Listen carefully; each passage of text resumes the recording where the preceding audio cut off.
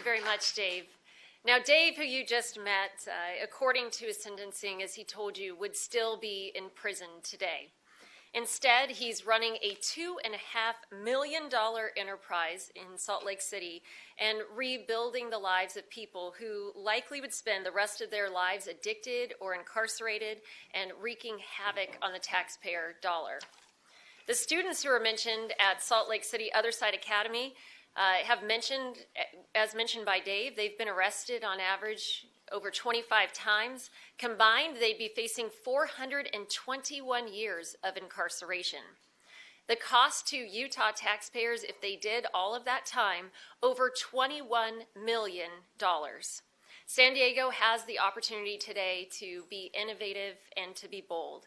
And I'm pleased to announce that even talking about this in a conceptual form, we have a strong coalition of support from our public safety officers and partners, including Sheriff Bill Gore, District Attorney Summer Steffen, and Public Defender Randy Mize.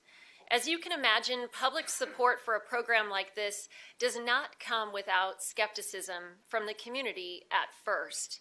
I've reviewed and will submit for the record today several letters of support from Mayor Ben McAdams of Salt Lake County, the Downtown Alliance of Salt Lake City, in addition to letters received by the Salt Lake City Planning Commission. One in particular I would like to read this morning, as it comes from the neighbors who live right next door to the Other Side Academy. To whom it may concern, the Other Side Academy has recently become our neighbors. I have to admit, when I first found out that a home for wayward boys was moving in, I was somewhat concerned. I'm the administrator of a 46-unit apartment assisted living center with frail seniors of whom I am very protective. But since they have moved in, they have cleaned up the area significantly. The young men who live there have performed various acts of service for our residents, including shoveling our walks and driveway before my paid service even shows up, moving furniture, and even singing Christmas carols to our residents on Christmas Eve. I have one resident who feeds a feral cat on the property behind ours and adjacent to the Other Side Academy.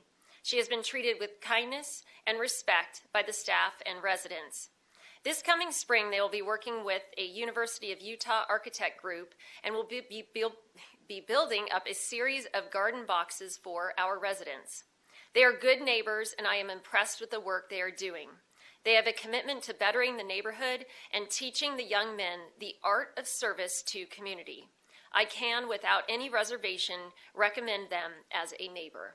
Sincerely, Charlene Sadler, the administrator at the Avenues Courtyard. So I want to submit some letters that are just like this to the record today.